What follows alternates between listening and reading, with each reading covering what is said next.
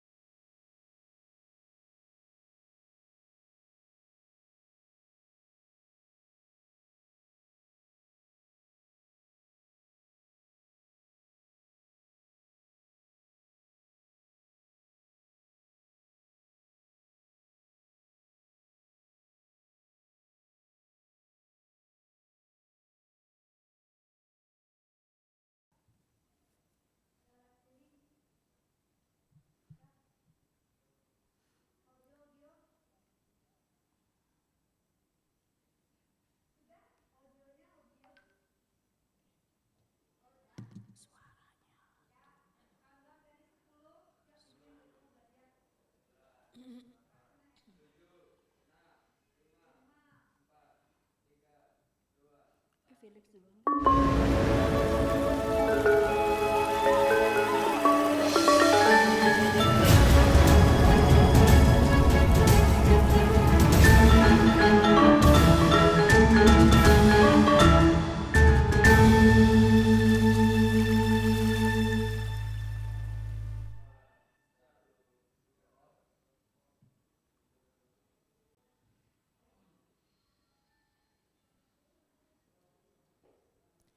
Welcome back on the second day of the second international conference Bali-Bhuwana Waskita 2022.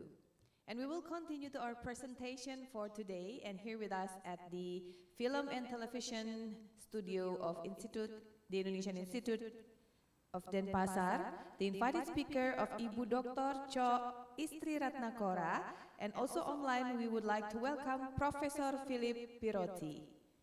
Please welcome our moderator for the second session, Ibu Niluh Ayu Cempaka Dewi, SSMHO.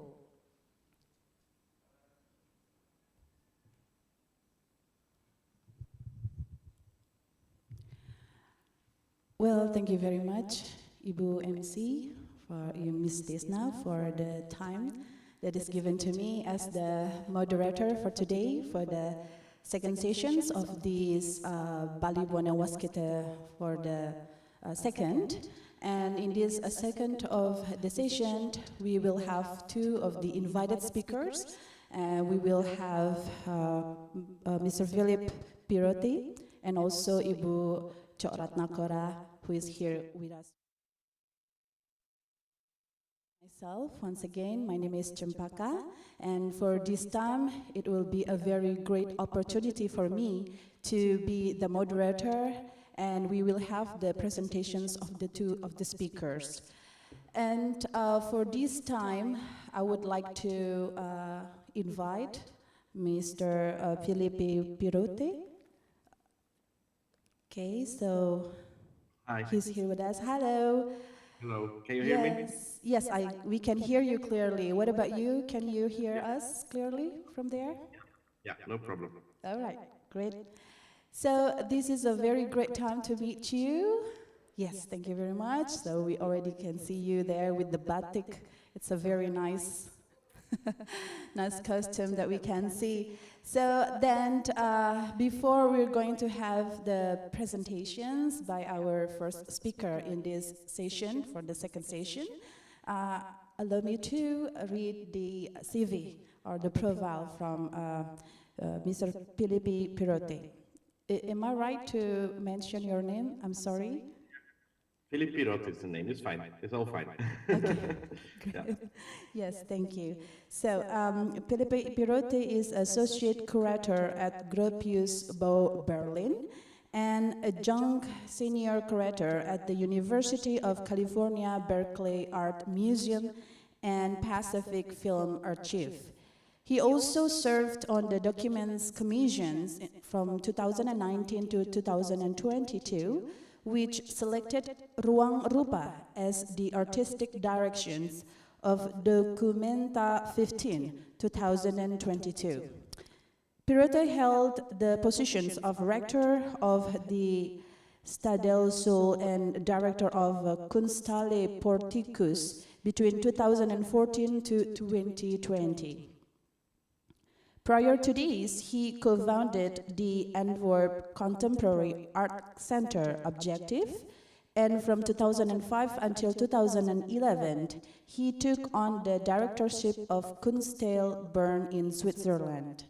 And from 2004 to 2013, Philippe Pirote was senior advisor at the Rijksacademie for Visual Arts in Amsterdam. And from 2018 to 2019, he served as a visiting professor curatorial studies at the Nanyang Technological University in Singapore. And most recently, Philippe Pirote curated the Melati Suryodarmo's exhibition at Bonnevanderen Museum Maastricht, the Samdani Art Award exhibitions for the 2020 Dhaka Art Summit in Bangladesh, and the group show Arus Balik, from below the wind to above the wind and back again for the Center of Contemporary Arts Singapore in 2019. He was a member of the curatorial team of the Jakarta Biennale in 2017 and was artistic director of the 2016 edition of La Biennale de Montreal, Canada. And Philippe Pirote is editor of several books and authored essays and contributions to catalog on modern and contemporary arts. Most recently, he edited an anthology by writing by artist Hassan Khan, and he oversaw the publication of Stadelsol Letters for the #1 as a regular lecturer, and he recently presented at the International Forum 10th Switching, Non-Aligned Movement, Third Worldism and Asian Arts. The symposium Postcolonial from the South, and the conference considering monoculture, Mocha and Vanabosium museums in February 2020. And currently, Philippe Pirote is a recipient of an Andy Warhol Foundation for the Visual Arts Fellowship to conduct research in preparation for a major exhibitions project to be held at Gropius Berlin, focusing on cultural and artistic developments in relation to the 1955 Asia-Africa Conference in Bandung, Indonesia. Well, without any further ado, so please welcome Mr. Philippe Pirote to present the presentations. The time is yours. Terima kasih Ibu Cempaka, and terima kasih Professor Wayan Adniana for inviting me today, and selamat siang everybody. Thank you for being here. I'm going to present a text that I wrote together with Nina Ugude, my partner, for the exhibition Arus Balik, From Below the Wind to Above the Wind and Back Again. I organized for the Center of Contemporary Art in Singapore. And it was an exhibition that departed from Pramoedya Anantathur's famous book, Arus Balik. It's the only one of the bigger books that has never been translated in English, except for one chapter. And I don't read Bahasa, but I had the chance to read it in Bahasa Belanda. So I'm starting with a quote from the book. From upon his throne, Sultan Trenggono said, "We people live and die on the land that was entrusted to us by Allah. Praised and exalted be he. Therefore we must defend this given land at any price. As long as this land remains within our grip, not a single danger will threaten us. We will defend this land, because land is our very first capital. Without land, a person cannot do anything. And somewhere further in the book, and people were even more amazed to hear a female voice ring out, the voice of an old woman calling all the way from Japara, the voice of Her Majesty Gusti Ratu Aisa. And she said, not just the land, but the entire universe has been entrusted to the people by Allah. If people no longer comprehend the meaning of the universe, then it is this: everything that exists except for Allah Himself. This land, this Java, is small, but its sea is vast. Whoever loses the water loses the land. Whoever loses the sea loses the shore. Don't forget these words. And such the conflict was centered within the royal family, with Trengono representing one side and Gusti Ratu Aiza on the other side. And all of Java leaned forward to listen in. It's a very nice excerpt from Arus Balik. So this brief exchange between Sultan Trengono of the Sultanate of Demak and his mother, Gusti Ratu Aiza, is drawn from the epic novel Arus Balik by Indonesian author Pramudia Anantatur. It lays out the central dilemma, which the author believes has determined the history of his native Java, from its early maritime empires until the modern Indonesian Republic. The story of Arus Balik is set in the early modern period of globalized trade and geopolitical intrigue around the most important trade routes in maritime Southeast Asia after the waning of the Majapahit Empire. Throughout history, trade into and out of the sea lanes provided strategic power positions to many early thalassocratic empires like Srivijaya and Majapahit, or the sultanates of Aceh and Malacca. These sea passages connected and divided a region characterized by immense cultural wealth and biodiversity. Arus Balik, the book by Pramudia, is in part a soul-searching about who was to blame for the weakening of the Javanese coastal kingdoms in the early 16th century, the progressive Islamization of the region, and the beginning of the Portuguese occupation of parts of Indonesian and Malay Peninsula.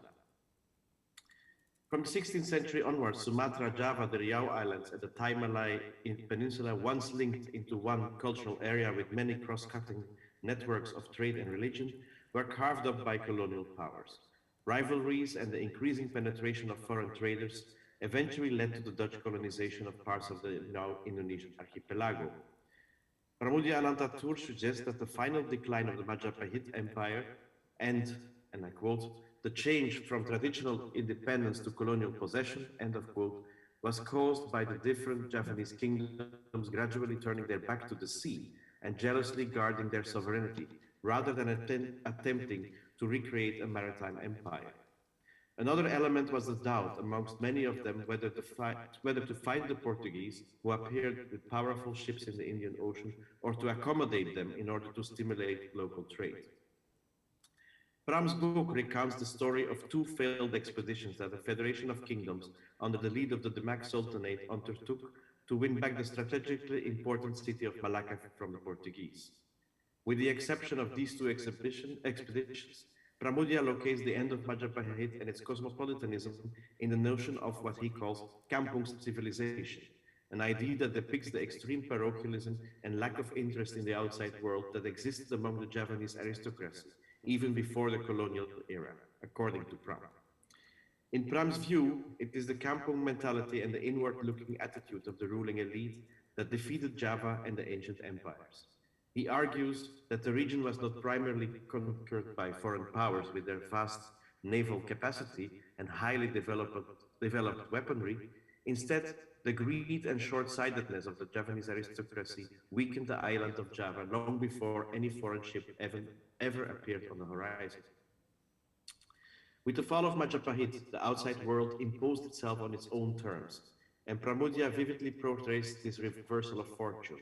I quote, "Now fewer and fewer Javanese ships sailed to the north, to the lands above the winds, such as Champra or China. The stream of ships to the north became reduced to a trickle. The stream to the south, however, became wider and swifter, carrying new commodities, new ideas, and new religions." End of quote. The turning of the tide depicted here washes away the power of the once glorious archipelagic empire of Majapahit. Its port cities, which sent convoys as far as the Cape of Good Hope and Madagascar in southern Africa, are now reduced to passive recipients, crippled not by external forces but mostly by their own incapacity to act. As such, the reversal of the current, the literal translation of the book's title, becomes a metaphor of loss for the entire island of Java and a foreboding of worse to come. Although the story of Arus Balik ends with the victory of the port city of Tuban over the Portuguese, Tuban's military leader issues a stark warning that as long as the Portuguese have a stronghold in the region, Tuban will remain in grave danger. He urges his military commanders to unite the kingdoms of Java's northern shores and to remember the cosmopolitan spirit of the great Majapahit Empire. If not, he fears, and I quote from Bram's book, our ships will become smaller and smaller, until at last we will have no ships at all, end of quote.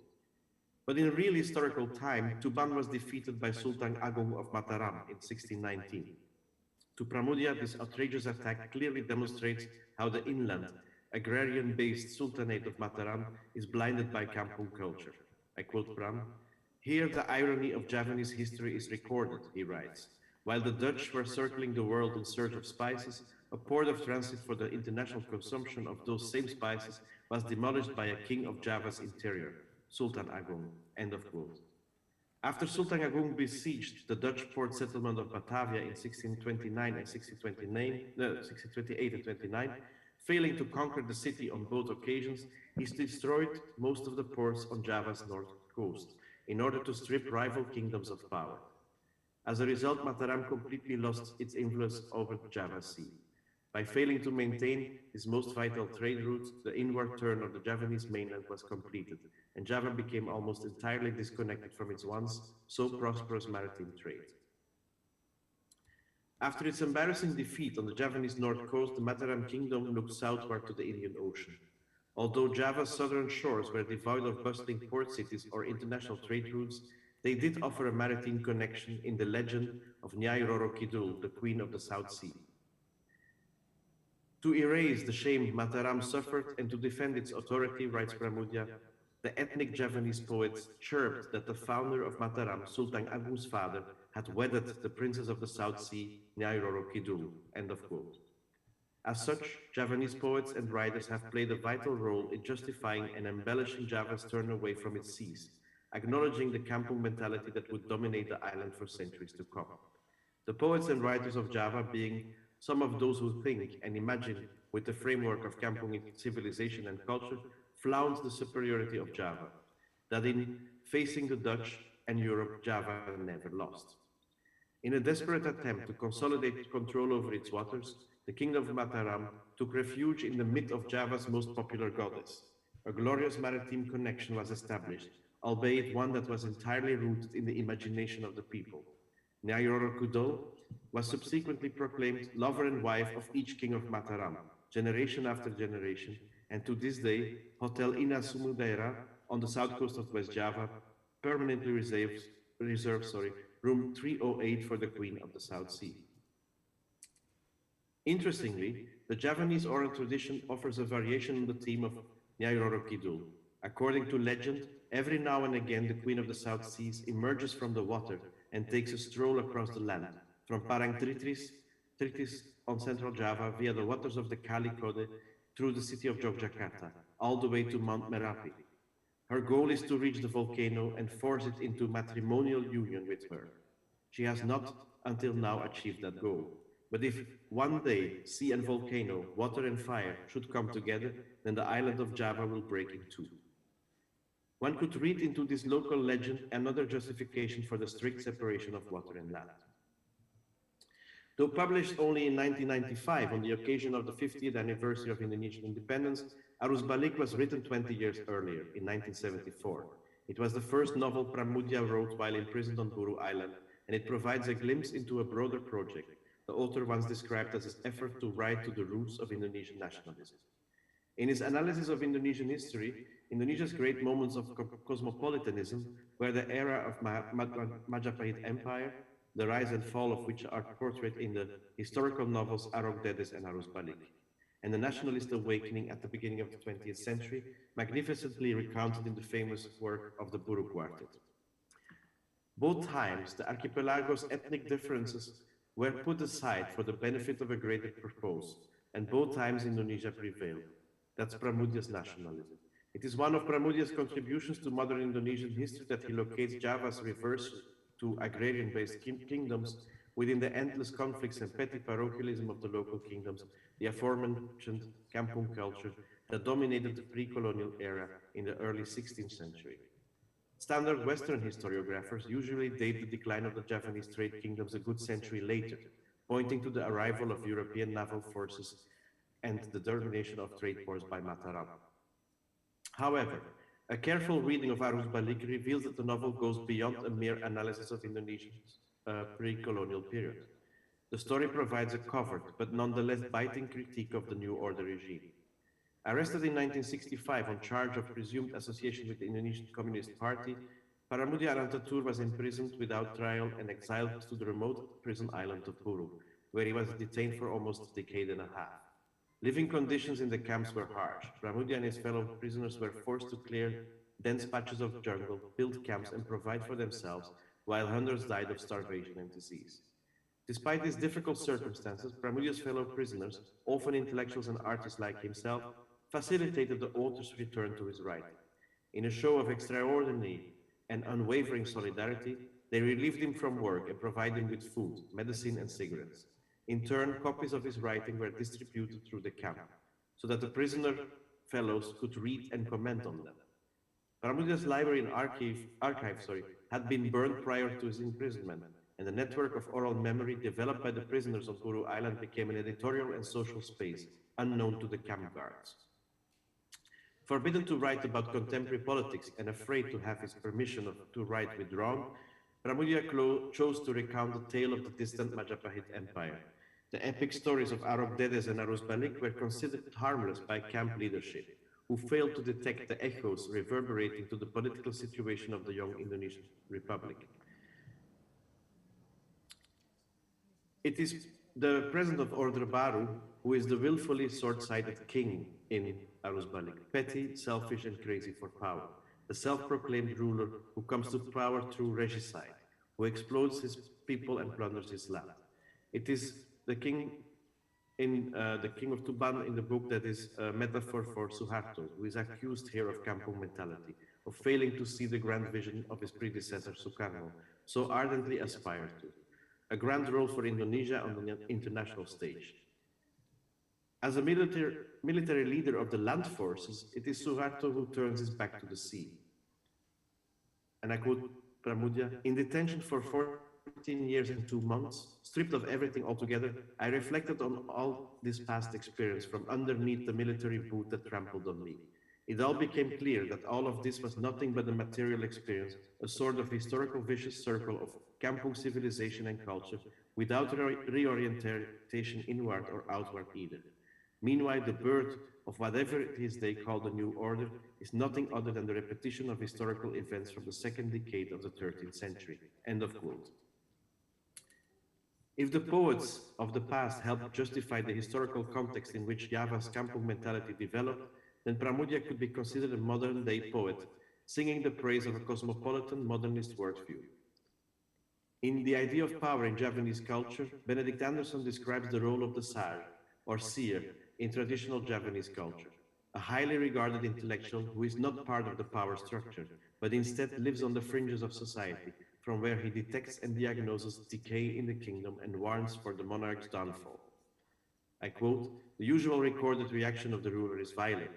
The seer is beaten, tortured, or put to death, but the violence is done in itself as a sign that the seer predictions are being fulfilled.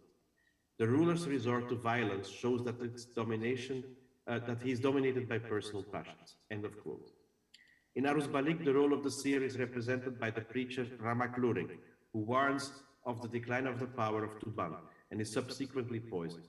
Yet one cannot ignore the striking resemblance of Pramudia's own role vis-à-vis the New Order regime, an acknowledged writer and hero for the left who was arrested, beaten, and eventually forced in the barren island isolation of Buru. From there, he analyzes the festering wounds of society, only to premonition the downfall of the Order of Bali, which effectively followed the publication of Arus Balik by a mere 3 years. With the exception of the second chapter, the novel Arus Balik was never translated into English, and the translation of its title in English remains an issue of debate.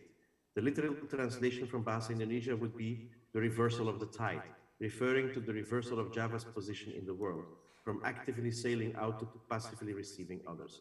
Yet Pramudia Anantatur's reversal of the current also involves another reversal, a meta-geographical impulse that is comparable to the concept of the inverted telescope advanced by Benedict Anderson in his seminal book, The Spectre of Comparison.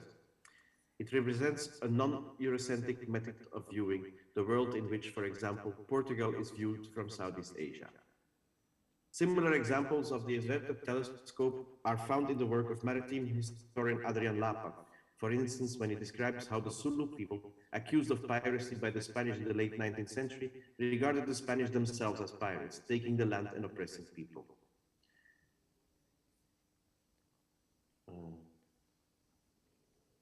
After the colonization and centuries of kampung culture, in Pramudia's view, the Indonesian Republic gained control of most of its shores in 1945. Did this turn of the tide revive the old maritime aspirations? And should not any turn of the tide include the reversal of the colonial fact, the promise of reversal of a geopolitical, cultural, and social system initially embodied by the Bandung Conference in 1955? In his opening speech, as host of that same conference, President Sukarno put forward a similar idea. Sisters and brothers, I quote him, sisters and brothers, how terrific dynamic is our time. I recall that several years ago, I had occasion to make a public analysis of colonialism, and that I then drew attention to what I called the lifeline of imperialism. This line runs from the Straits of Gibraltar through the Mediterranean Sea, the Suez Canal, the Red Sea, the Indian Ocean, the South China Sea, and the Sea of Japan. For most of that enormous distance, the territories on both sides of the lifeline were colonies. The peoples were unfree, their futures mortgaged to an alien system. Along that lifeline, that main artery of imperialism, there was pumped the lifeblood of colonialism. And today, in this hall, are gathered the leaders of those same peoples. They are no longer victims of colonialism, they are no longer the tools of others and the playthings of forces they cannot influence. Today, you are representatives of free peoples, people of a different stature and standing in the world, end of quote. The metaphor used here by Sukarno indicates that the first president of the Indonesian Republic turned his gaze to the water, determined to unleash and accelerate the reversal of the tide. And it was exactly this power that caused African-American author who wrote one of the first reports on the Bandung Conference, Mr. Richard Wright, high up in the press gallery that day, to note that the Bandung Conference smacked of tidal waves of natural forces. End of quote. Thank you very much. Well, thank you very much for a great presentations from Bapak Philip, right? So that was talking about the turn of the tide of maritime visions and kampung mentality in Pramudia Anantatur's Arus Balik. Thank you for great presentations once again. And later on, after the second speaker, there will be the question and answer. So we'll be right back again with you, Mr. Philip. And ladies and gentlemen, for our next speaker, here with me already, a beautiful woman. And she's very great in mix and match for the fashions because her specialty is in fashion. So please meet a great and beautiful lady, Ibu Cok Ratna Kora CS. Hello, Ibu. Hello. Okay, I'm very happy to be here with you. And we are at the international conference, of course, in this of Bali-Bhuwana Waskita for the second. You know, this is a really great chance. And for this time, it will be very great for us to have your presentations. So before you will have your presentations, allow me to read of a little bit of your profile. Thank you, Ibu Dewi. Okay, so Ibu Dr. Cok Ratna CS, SSN MSE, a lecturer in a fashion design study program in the Fine Arts and Design Faculty of Indonesian Institute of the Arts Denpasar, and a researcher who concentrates on the fields of the fashions design, environmental science, and also culture studies. She was born in Denpasar on July 8, 1970, and completed all the level higher educations at Udayana University. And most recently, in 2016, she completed the doctoral program in cultural studies with the dissertations about the global fashion discourse in cosmopolitan Kuta, and has experience as a resource person in various national and also international seminars. The various book titles have also been published, and one of which is entitled Kain Bebali, Doa dan Harapan in 2019. And apart from being a lecturer and also researcher, Ibu Ratna also active in creating of tutur bumi fashion art, which is also a form of Wastra Bebali preservations efforts, and participating in some of the preservation of the literature of Bebali, and resulted in the recognitions of Wastra Bebali as one of the Indonesian intangible cultural heritage by the Ministry Education and Culture in 2020. Well, ladies and gentlemen, please welcome Ibu Dr. Cok Istri Ratna CS. Please. Thank you, Ibu Dewi Cempaka. Before I start my presentation, I would like to say thank you so much to the Honorable Rector of ISI Denpasar, Professor Dr. Iwayan Adnyana, SSN, MSN, for inviting me as one of an invited speaker in this Bali-Bhuwana Waskita 2 Global Art Creativity Conference. Good afternoon, the Honorable Professor Philip Pirote, all speakers, and all participants in this conference. For operator, can you help me for share screen, please?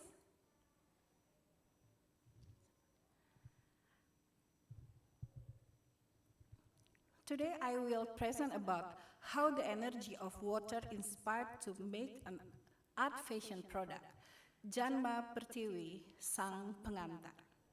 Next.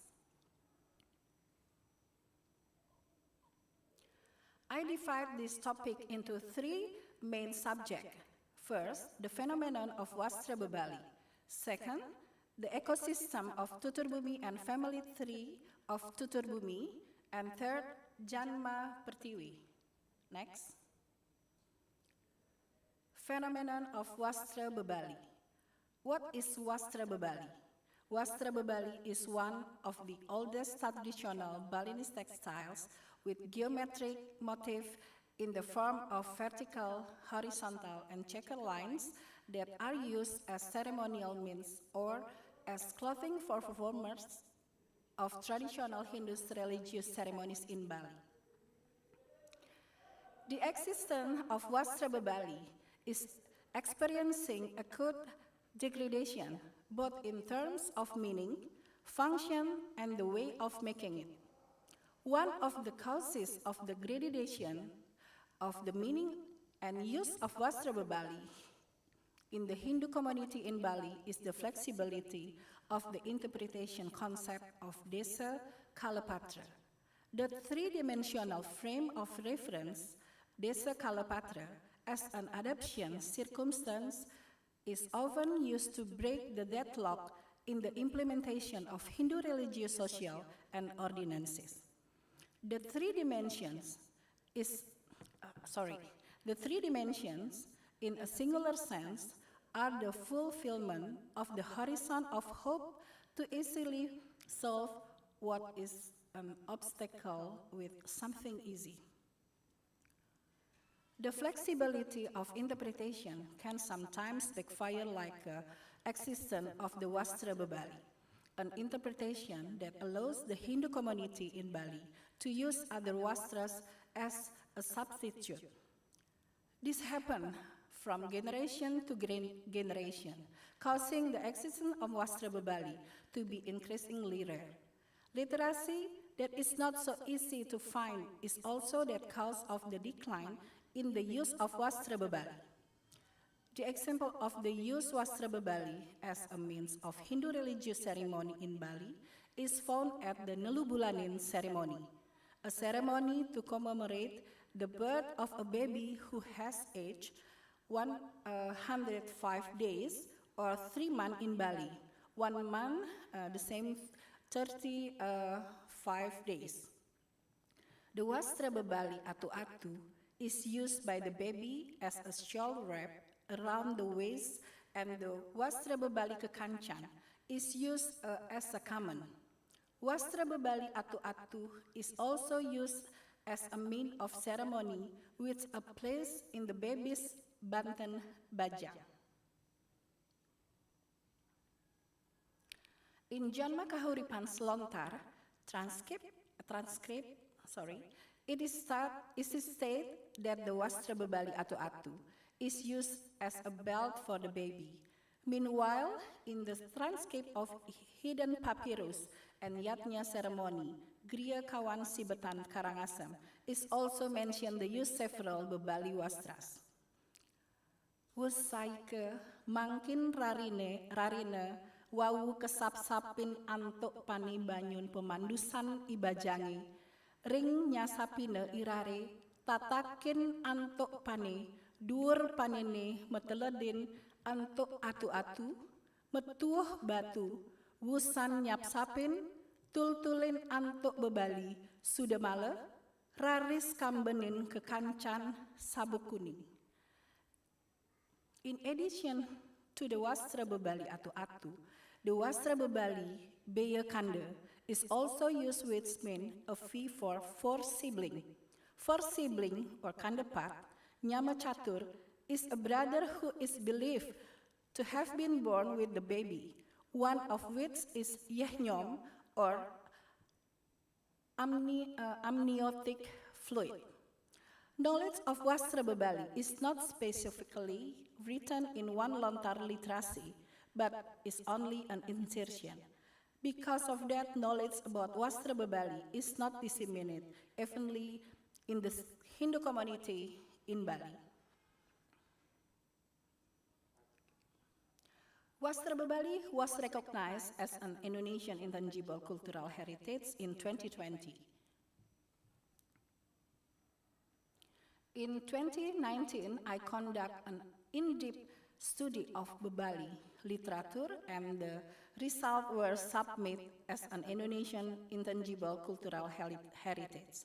In addition to other traditional Balinese textiles, such as endek weft ikat weaving in 2021, gringsing double ikat weaving in 2014, and songket weaving in 2022.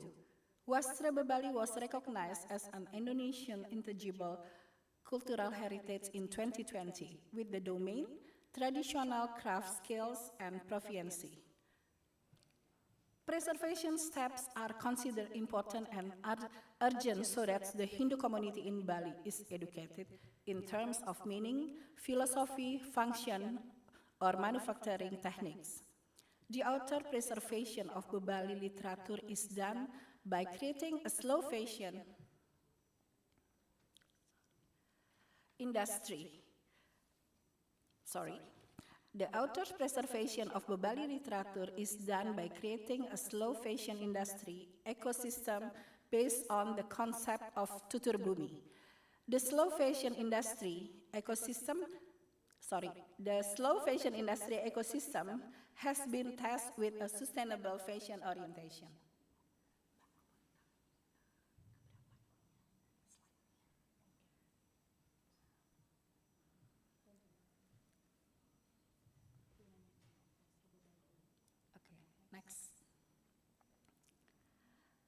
Next, please. Slide 4. Slow fashion is a way to identify sustainable fashion solution based on the repositioning of design, production, consumption, use, and reuse strategies which are emerging with the global system, with the global fashion system, and are a potential challenge. In simpler terms, slow fashion is the opposite of fast fashion and refers to a fashion awareness and approach that takes into account the producers and resources required to make clothes. This is done by promoting the purpose of higher quality clothing that will last longer, as well as fair treatment of people, animals, and the environment. The slow fashion industry movement is another business model that focuses on slowing down consumerism and respecting the environment and ethics. Key elements used by slow fashion designers include using eco-friendly materials, reusing old or used textiles, using raw materials from small manufacturers, making clothing and accessories at home in limited quantities. New ideas and product innovation are constantly redefining slow fashion, so using a single static definition would ignore the evolving nature of the concept. Next, slide 5. Tutur Bumi as the concept of creating an ecosystem of art fashion product is a concept that was born from a combination paradoxical preservation as well as the fashion industry. This is implemented in art fashion product. The inspiration came from previous research on traditional Balinese textiles that have long been abandoned by the Hindu community in Bali, namely Wastra Bebali. Wastra Bebali as an idea that sparked the creation of an ecosystem of art fashion product is a textile full of the meaning used as a means of Hindu religious ceremonies in Bali, geometric in shape and using a natural coloring system. The existence of Bebali weaving art has experienced degradation and is no longer known to millennials. Documentation and minimal literacy of Bebali literature has changed the track record of traditional weaving in Bali. The intelligence that it installed in the DNA and subconscious structure of the Balinese people is the trigger for the creation of an ecosystem or the cycle of creating Tutur Bumi art fashion products.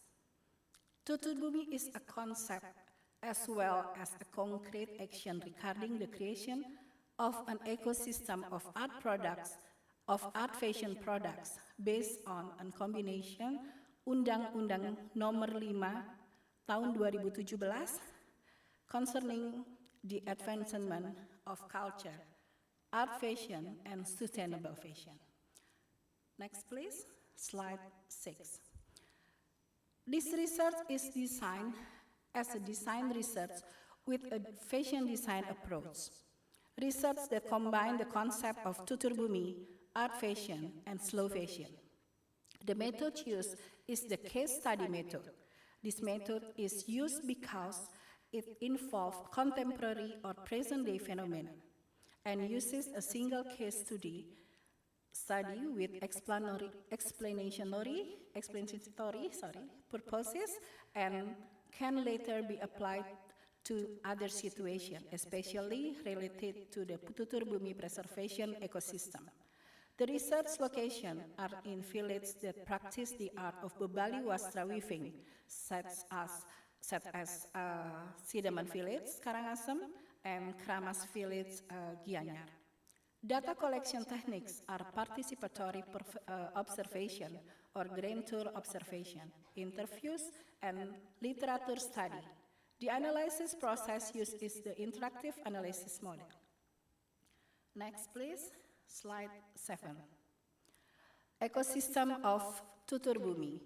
The Tutur Bumi ecosystem is a product of circular thinking based on sustainable fashion, which is divided into two parts, namely, 1, the slow art fashion industry, 2, the Bebali Wastra replica industry. Both sections use the Frangipani method, the secret step of art fashion. This is my dissertation novelty in 2016. The division in the tutur bumi ecosystem is motivated by the phenomenon of the Bali textile weaving industry being increasingly rare.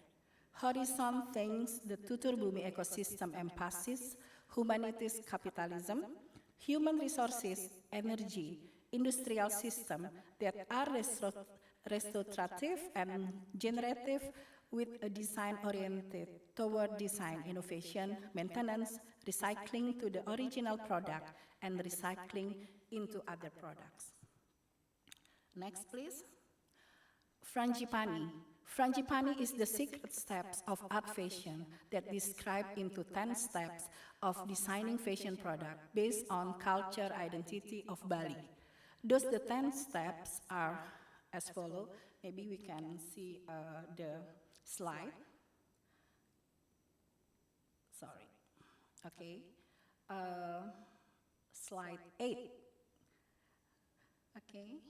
And next, slide 9, about ecosystem of tutur bumi. The real steps for preservation based on the concepts of tutur bumi are outlined in a diagram with the following explanation. 1. The tutur bumi ecosystem is implemented by combining paradoxical concepts, namely art fashion preservation and art fashion industry. The industry in question is both small and medium scale. The paradoxical concept responds to the phenomenon of complex interweaving of public perception with the limited knowledge they have regarding the preservation, utilization and development of the culture, especially Balinese culture. Ibu Dewi? Yes. Okay. 2. Preservation of art fashion is interpreted as a step of preserve and utilize culture by examining artifacts in the form of ancient Balinese traditional textile and writing down research result in the form of books. In addition to books, the research results are in the form of replicas of Bali-Bhuwana Waskita textile with the stage of creating frangipani. 3. The art fashion industry is defined as a development step in the production of art fashion product based on Balinese culture. In this phase, the involvement of weaving artists and fashion designers to create art fashion products based on the stage of frangipani's creation. Sorry? Okay. Next, slide 10. The creation of Tutur Bumi Slow Fashion Collection began in 2019 with the family tree system. Okay, we can see the family tree.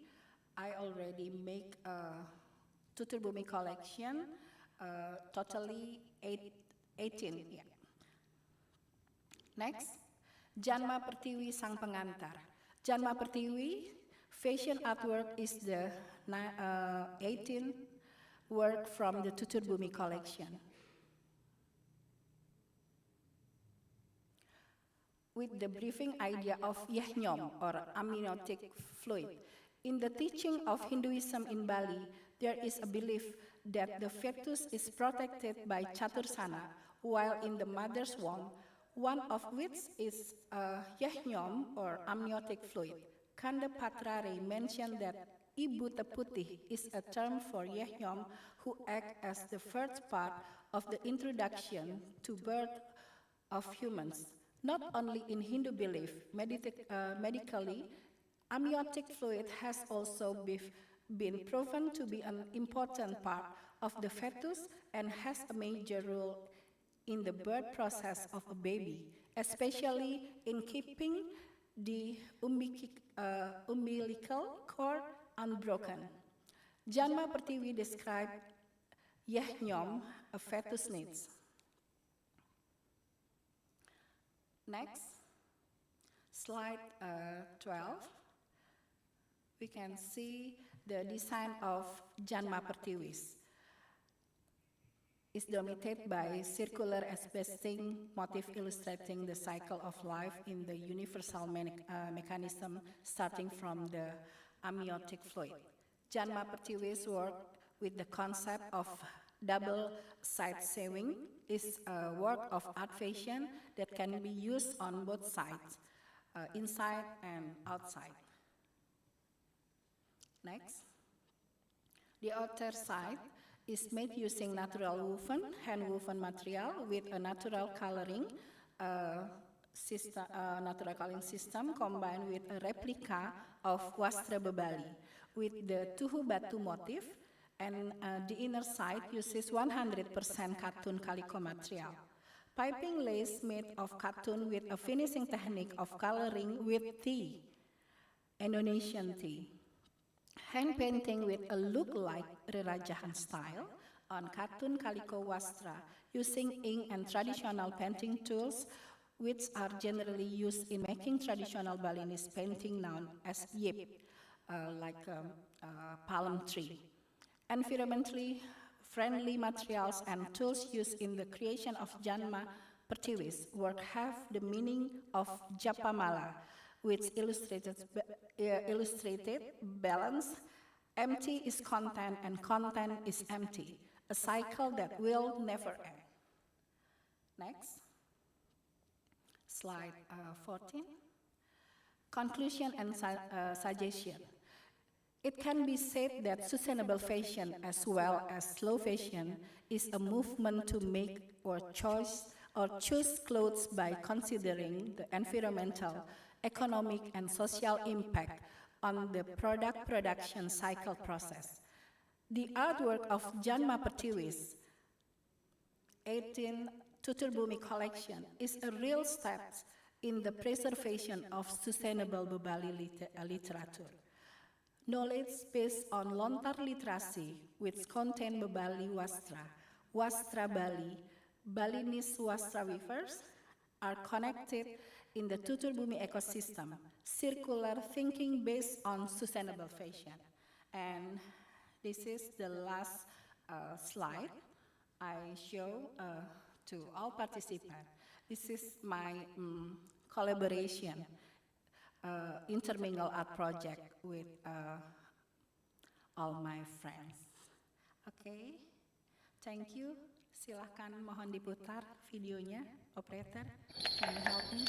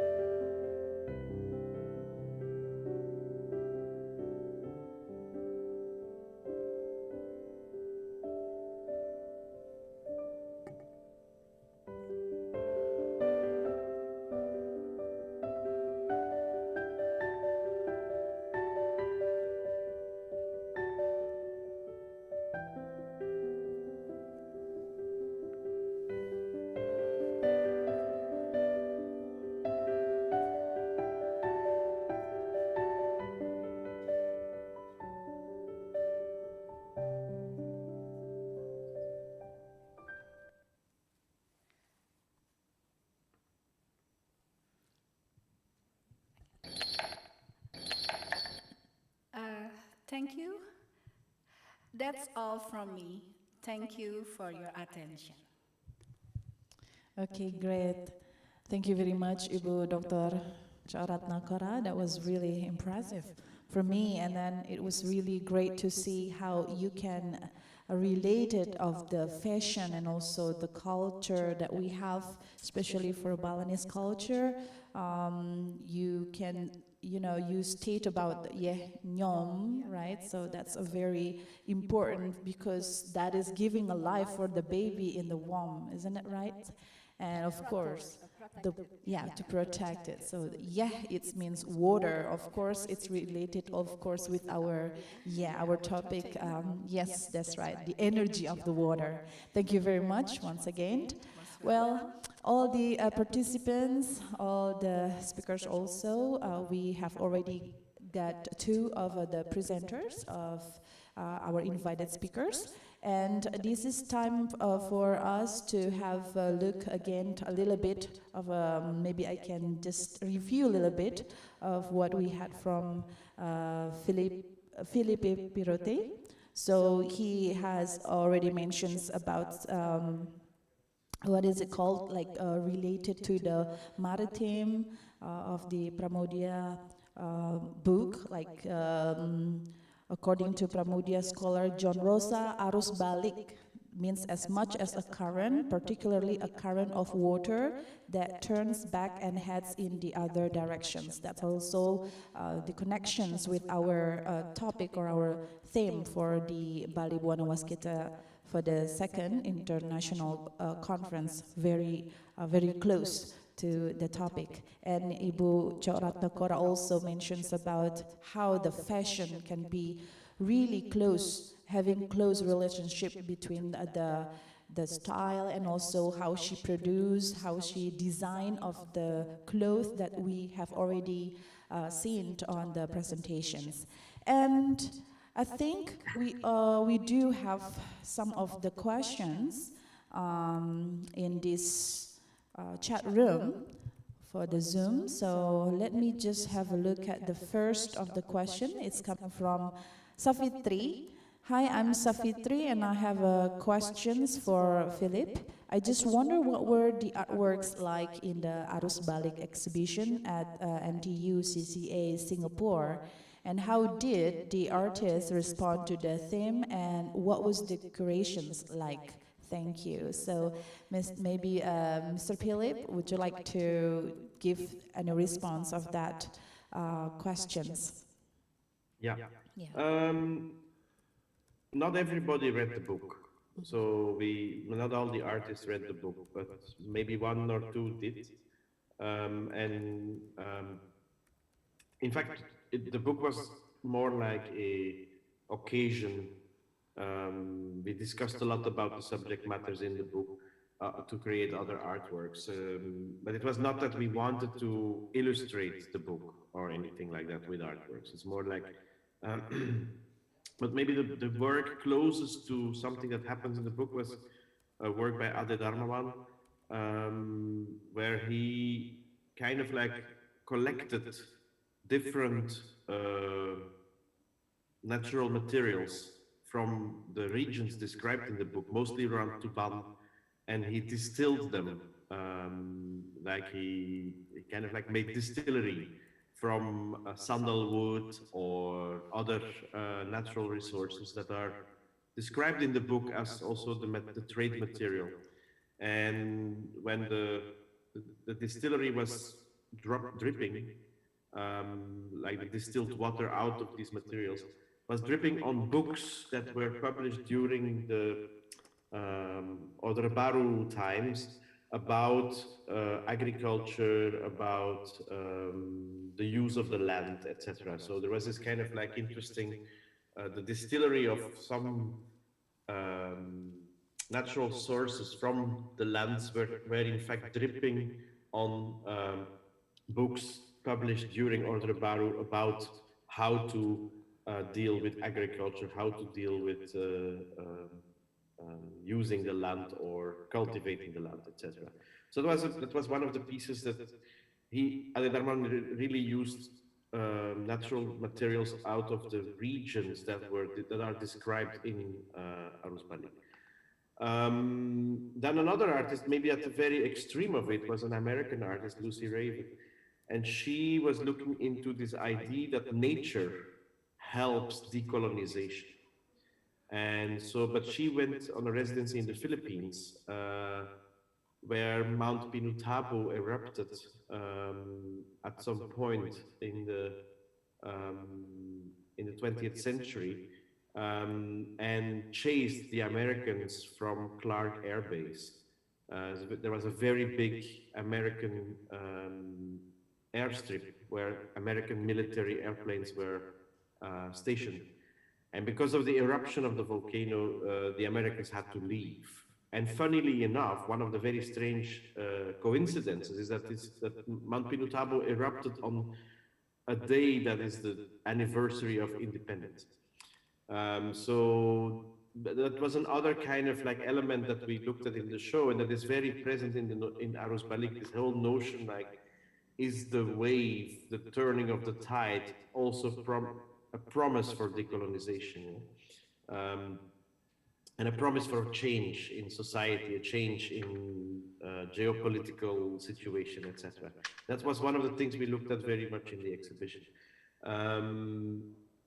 Yeah, and so it was very indirectly approached. Maybe a last one, Shubhigi Rao is a Singaporean, an Indian Singaporean artist, and she was looking mostly into this notion of censorship or burning of libraries or disappearing of books or the impossibility to publish books.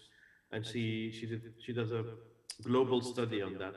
And so her work ties then in again with more like the fate of somebody as Pramudya, who was imprisoned at Buru, whose personal library was burned down, etc., etc. So it was kind of meandering around Arus Balik as a kind of a flashpoint, so to say, to create artworks.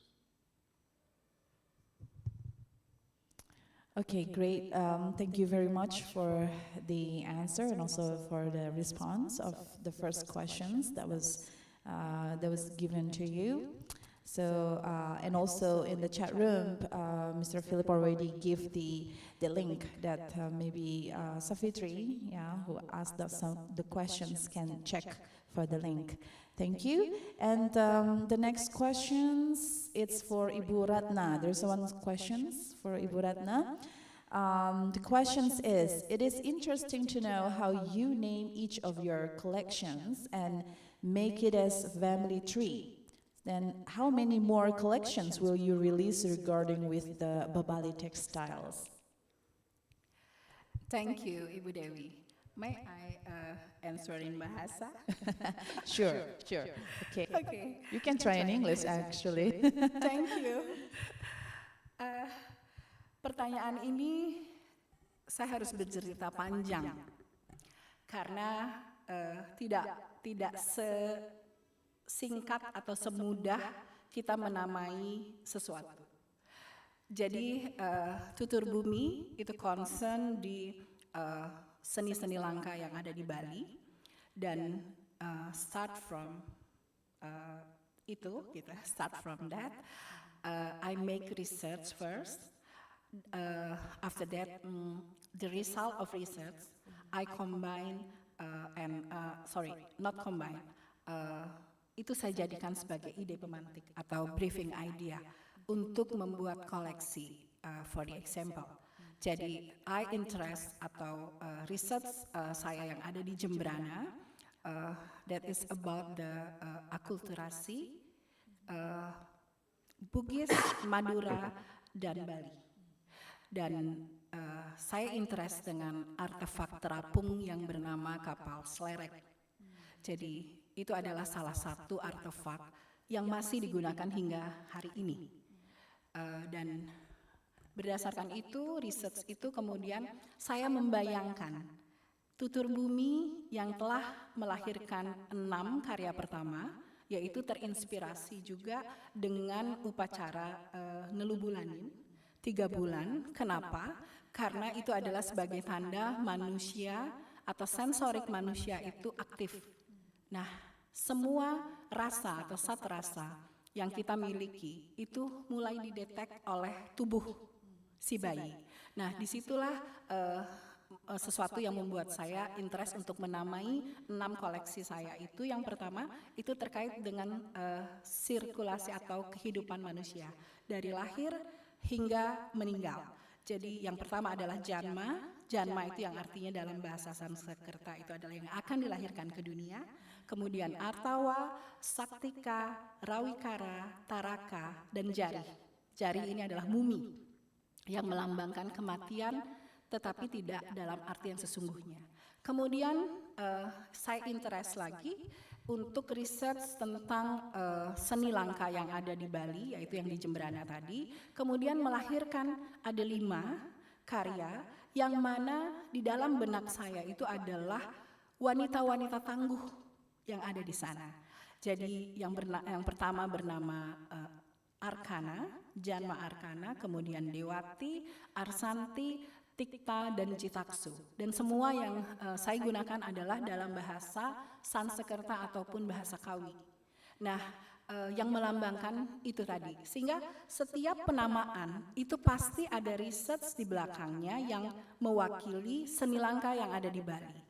Dan tidak hanya itu, karena kita berbicara tentang sustainable fashion, tentu kita harus memikirkan hal yang sangat kompleks. Jadi itu bagi penanya, terima kasih. Dan mungkin apakah ada lagi gitu ya, berapa banyak lagi koleksi yang akan saya rilis terkait tekstil Bali. Jadi ketika kita start membuat family tree, maka itu tidak akan pernah berakhir.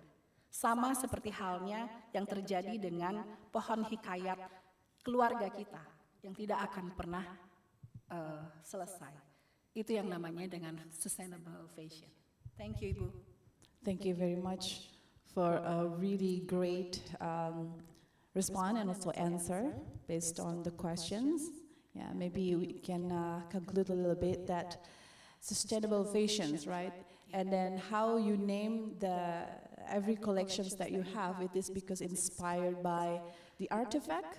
Yeah. Yes, in Jemberana that you have been having the research about that. Not just Jemberana, artinya ya seni-seni langka yang ada di Bali. Okay, so some of the very special places. So you are inspired about that. Yeah. And the terms Janma and then what else again? Atharwa, Yeah, Atharwa. Saktika, Rawikara. Yeah. Rawikara that's mean sinar mentari. Sinar mentari. Seberkas sinar mentari. And Taraka, bintang bermata bintang. Okay, great. Yeah, so the terms is especially about the circulations, the circulations of the system, giving a birth of the baby, from the connection of the baby and also Circle of life. the circle of The life. circle of I life, see yeah. the circle of life, and that's why you connect it to the terms. Yeah. Okay. Yes, thank you very much. And now let's have a look again for the next of the questions. I think we still do have the questions here. Maybe we will. Oh, okay. So this is for both of the speakers. Okay, Mr. Philip and also Ibu Ratna. From Ibu Duyani. Thank you very much for valuable knowledge shared by invited speakers. And my question is addressed to both speakers.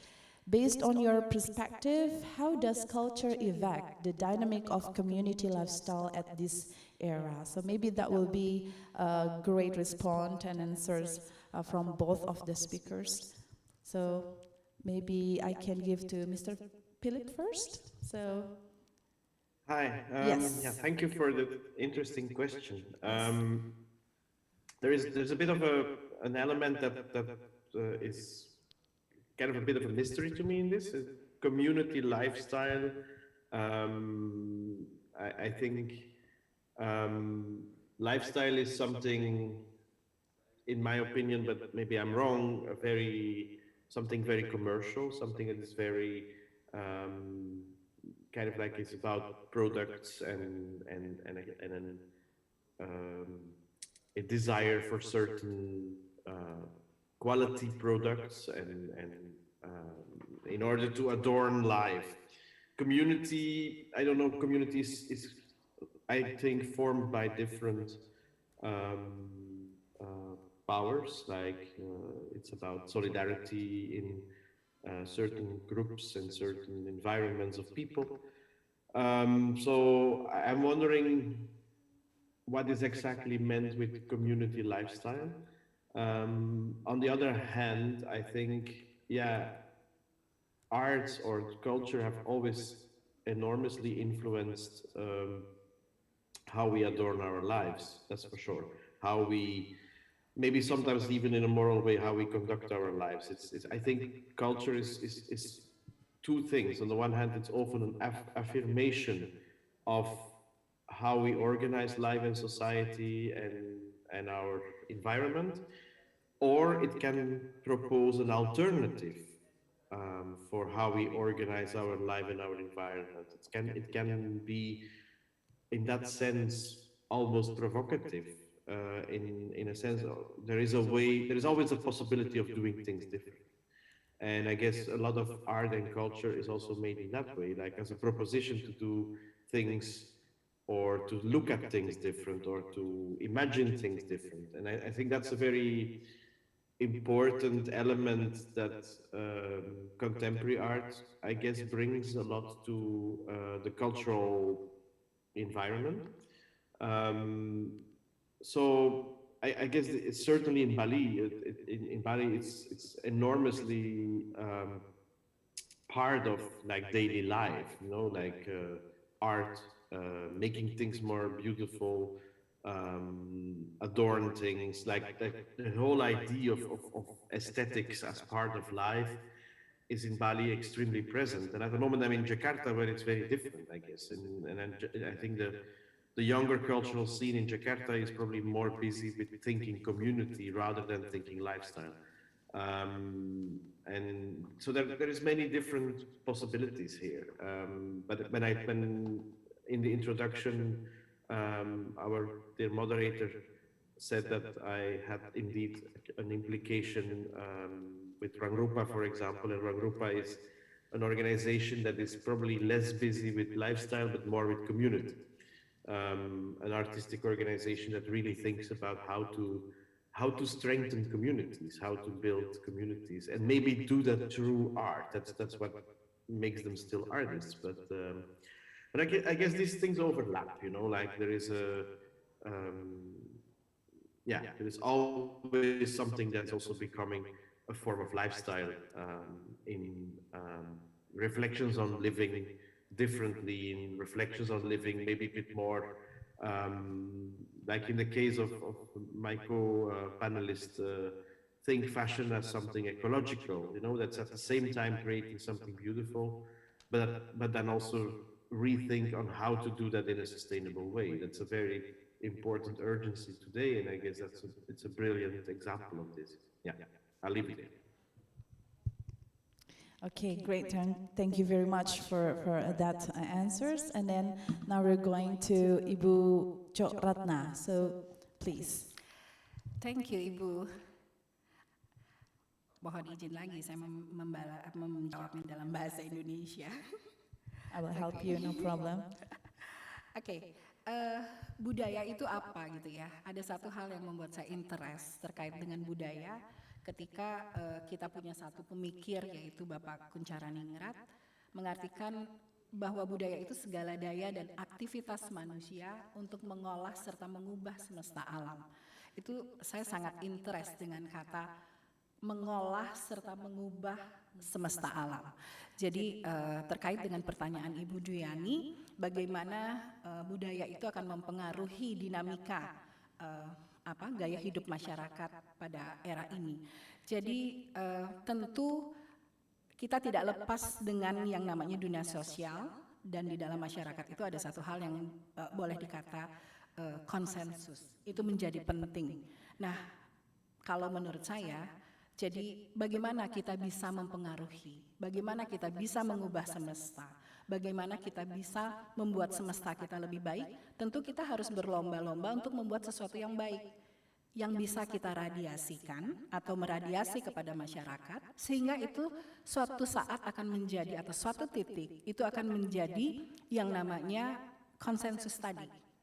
Nah, dengan ada hal-hal yang seperti itu dari berbagai kelompok gitu masyarakat, tentu akan menjadikan kita itu dalam dinamika gaya hidup yang luar biasa. Jadi bagaimana NKRI itu tetap menjadi satu, ya karena itu salah satunya.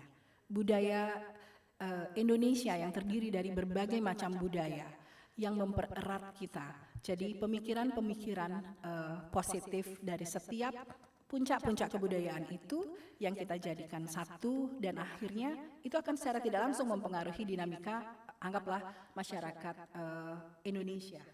Jadi intinya adalah itu tadi, bagaimana kita menjadikan atau frame budaya itu sebagai suatu alat untuk bisa mengolah serta mengubah semesta alam. Saya setuju dengan pendapat itu. Thank you, Ibu Dewi. Thank you. So, as we can say that something that can change the universe, yeah, that can change the universe. What is that? What you're saying? Manusia, budaya segala daya dan aktivitas manusia untuk mengolah serta mengubah semesta alam. Yes, that's right. So I totally agree with that. Thank you very much for giving the great answer and so response from both of the speakers. But unfortunately, we don't have much time for these sessions because later on we will have another sessions for the breakup rooms for the call papers presenters. So once again, thank you for your participations for both of the invited speakers, Mr. Philip and also Ibu Choratna. Thank you. Yes. So last but not least, I'd like to say that it is true that we can relate it everything to the culture, to the fashions, especially we are now in Bali-Bhuwana Waskita too, the energy of water. We can relate it to any of the perspective that we have. And we do hope that we can keep and preserve for our cultures by doing something right for the futures and for the humanity in the future. Thank you very much. So I'm Cempaka, the moderator for today. Thank you for your participations. And now I will give the time back to our MC, Ibu Tisna. Our honorable invited speakers, distinguished speakers, our virtual participants, and ladies and gentlemen, this is the end of the second session of the second international conference, Arga Tirta Sidi, Bali-Bhuwana Waskita, the Indonesian Institute of the Arts of Denpasar on 2022. And we would like to inform that the certificates link will be provided at the chat room for now, and especially for the speakers, and the certificate link will be sent to your email address. So thank you very much, and once again, the honorable invited speaker, distinguished speakers, our virtual participants, ladies and gentlemen, our next agenda of the second international conference Arga Tirta Sidi Bali-Bhuwana Waskita, the Global Arts Creativity at the Indonesian Institute of the Arts of Denpasar, will move into the third session for the call paper presenters into virtual room meeting, and it will be conducted by our moderator for today, which is Ibu Nikade Duyani SSM Hum and also Ibu Nyomanlia Susanti SSMA. On behalf of the organizing committee, I'm Niputu Tisna Andayani, would like to apologize if there were some mistaken during the conference, and thank you very much for your attention, and wait to see you again on our next international conference. Our big thanks for Mr. Philip Piroti and Ibu Dr. Choistri Ratnakora for the beautiful presentation and the discussion today. Hopefully this will bring a new spirit on arts and creativity in the academic, especially here at the Indonesian Institute of the Arts of Denpasar. Thank you, and I will close this meeting with Parama Santi. Om Santi Santi Santi Om.